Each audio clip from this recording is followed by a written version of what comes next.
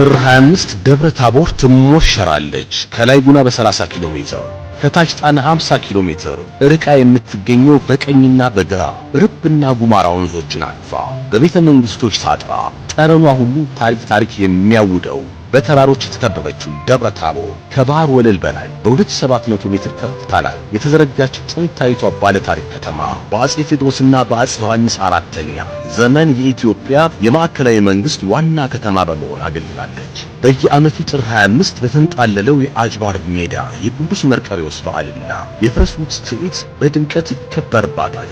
የደብረ ታቦር የፈረስ ጉግስ ትርኢት ከ18ኛው ክፍለ ዘመን ቀደም ብሎ በደብረ ታቦር እንደሚከበር ይነገራል። ጥር 25 ደብረ ታቦር በመገኘት የበዓሉ ታዳሚ የበረከቱ ተካፋይ እንዲሆኑ ተጋብዘዋል። አይቀርም።